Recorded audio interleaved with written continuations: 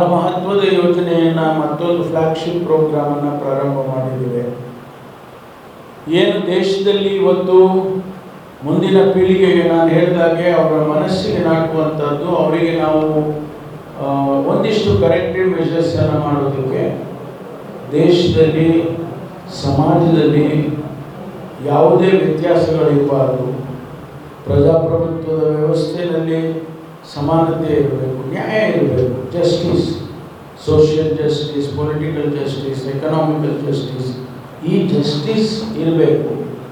ಮತ್ತು ಇದನ್ನೆಲ್ಲ ಹೇಳಿದ ಮೇಲೆ ನಮ್ಮದೇ ಆದಂಥ ವಿಭಿನ್ನವಾದಂಥ ಸಂಸ್ಕೃತಿ ಇದೆ ಭಾರತದ್ದು, ನಮ್ಮದೇ ಆದಂಥ ಪರಂಪರೆಗಳಿದ್ದಾವೆ. ಇವುಗಳನ್ನೆಲ್ಲ ನಾವು ಮರಿಬಾರ್ದು. ಮತ್ತು ನಮ್ಮಲ್ಲಿ ನ್ಯಾಷನಲ್ ಡೇಸ್ ಅಂದರೆ ನ್ಯಾಷನಲ್ ಫೆಸ್ಟಿವಲ್ಸ್ ಇದ್ದಾವೆ.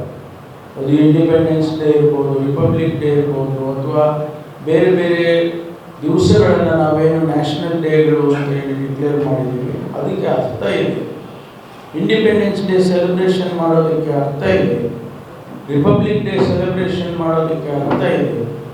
ಆ ಯುವಕರಿಗೆ ಇದರ ಬಗ್ಗೆ ಗೌರವ ಬರುವಂತೆ ಮಾಡಬೇಕು ಅಂಥೇಳಿ ನಾವು ಈ ಭಾರತ್ ಜೋಡೋ ಸಂಘಗಳನ್ನು ಮಾಡಿ, ಆ ಸಂಘಗಳಿಗೆ ಹಣ ಕೊಟ್ಟು ಅವರಿಗೆ ಚಟುವಟಿಕೆಗಳನ್ನು ಮಾಡೋದಕ್ಕೆ ನಾವು ಅನುವು ಮಾಡಿಕೊಡ್ತಕ್ಕಂಥ ಈ ಕಾರ್ಯಕ್ರಮ ಒಂದು ಫ್ಲ್ಯಾಗ್ಶಿಪ್ ಪ್ರೋಗ್ರಾಮ್ ಸರ್ಕಾರದ್ದು.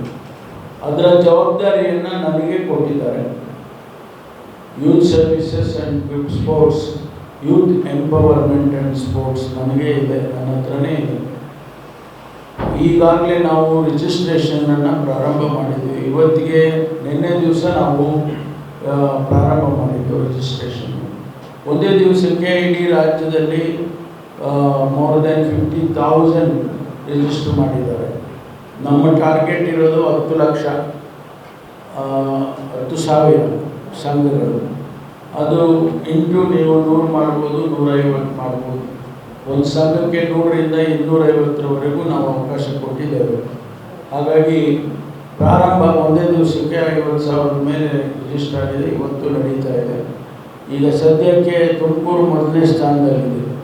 ಆಗಲೇ 6,000 ಮೇಲೆ ರಿಜಿಸ್ಟರ್ ತುಮಕೂರಿನಲ್ಲಿ ಮಾಡಿದ್ದಾರೆ. ಅವರು ಕೂಡ ಒಂದು ಕಾರ್ಯಕ್ರಮ ಕೊಟ್ಟರು. ಇವತ್ತು ನೋಡಿರ್ಬೋದು ನೀವು.